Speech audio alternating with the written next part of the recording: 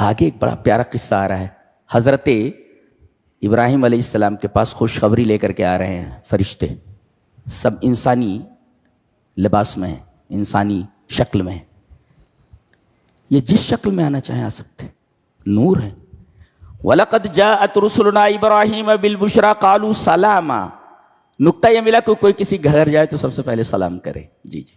قَالَ سَلَامٌ, سلام سننے والا گھر والا جواب دے. سلام پہلے کون کرے گا؟ آنے والا. حضرت ابراہیم علیہ السلام کے 3 اوصاف بیان کیے گئے فوراً ہی. فَمَا لَبِثَ أَن جَاءَ بِعِجْلٍ حَنِيذٍ. 3 وصف بتائے گئے. ایک تو یہ جیسے مہمانوں کو انہوں نے بٹھایا, کچھ پوچھا نہیں, کھائیں گے, فوراً گھر میں چلے گئے کھانا تیار کرنے.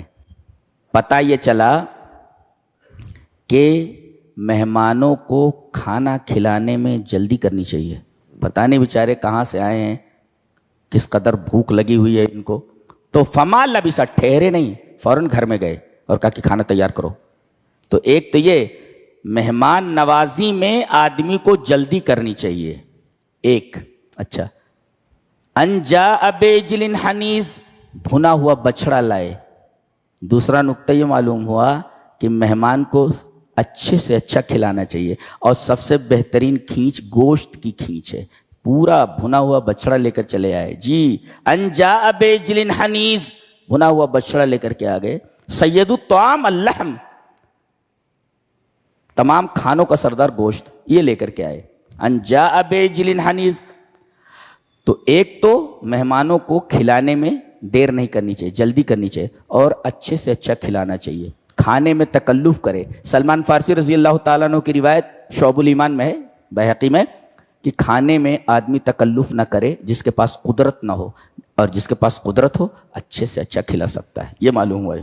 فما لبث ان جاء بعجل حنیذ, اچھے سے اچھا کھلائے. اچھا, کھانا رکھ دیا گیا.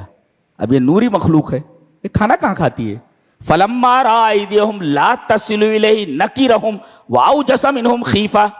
اچھا, یہ سارا ماجرا جو ہے, ان کی بیوی سارا کھڑی ہو کر کے پردے کے پیچھے سے دیکھ رہی ہیں کہ کیا ہو رہا ہے.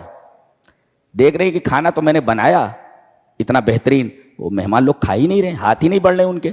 تو حضرت ابراہیم علیہ السلام ڈر گئے, لگتا ہے کہ دشمن ہمارا نمک نہیں کھانا چاہ رہے.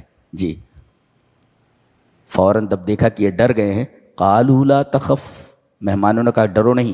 انا ارسلنا الی قوم لوط, ہم انسان نہیں, ہم فرشتے ہیں, اور تمہارے بھتیجے لوط کی بستی کو الٹنے کے لیے جا رہے ہیں.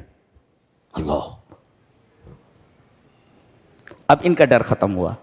تو جب دیکھا کہ میرا جو بڈھا ہے وہ پہلے تو ڈر گیا, لیکن جب بتایا گیا کہ ہم لوگ فرشتے ہیں تو خوش ہو گیا, تو ہنس پڑی ہیں, کھڑی تھیں.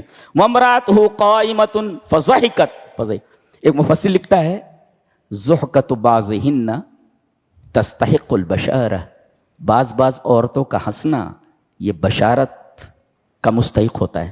جیسے یہ ہنسیں, فبشرناہا باسحاق, بوڑھی ہو گئی تھی, بچے نہیں تھے, اور بیٹے اور پوتے دونوں کی خوشخبری دے دی گئی. جی, ہم نے ان کو بشارت دی. کن کو؟ ابراہیم کو نہیں, بیوی کو ان کے. ہاں, فبشرناہا باسحاق, کہ تم سے اسحاق پیدا ہوں گے. ومن وراء اسحاق یعقوب, اور پوتے کی بھی بشارت بھی لے لو, اسحاق سے یعقوب پیدا ہوں گے, اور اسی سے یہ بنی اسرائیل ہیں. جی, اسرائیل انہی سے. جی, انہی کی اولاد جو آج دنیا کے لیے درد سر بنے ہوئے, انہی کی اولاد ہے یعقوب کی. یہ پوتے ہیں.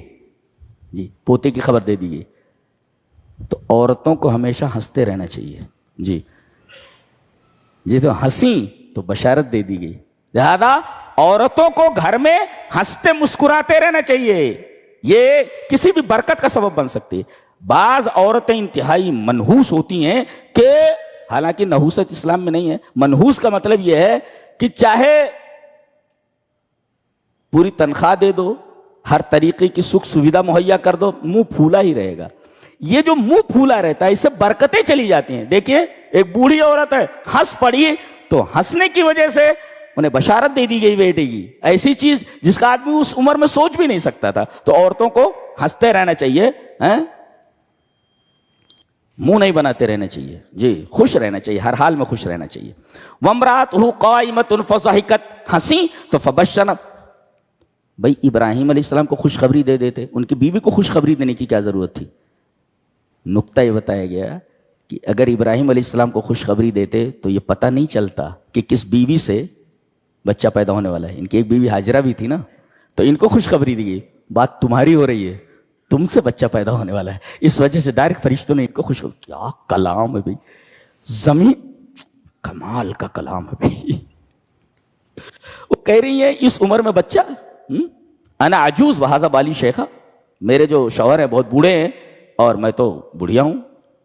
ان ھذا لشیء عجیب, یہ تو بہت عجیب بات ہے. قالوا اتعجبین من امر اللہ, اللہ کے حکم پر آپ کو تعجب ہوتا ہے؟ رحمت اللہ وبرکاتہ علیکم اہل البیت انہ حمید مجید.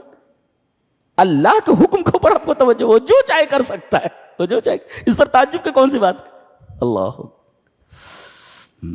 یہ حضرت ابراہیم علیہ السلام کا واقعہ ہے. بہت ساری عبرتیں ہیں اس میں, بہت عجیب و غریب چیزیں سب ہیں. اللہ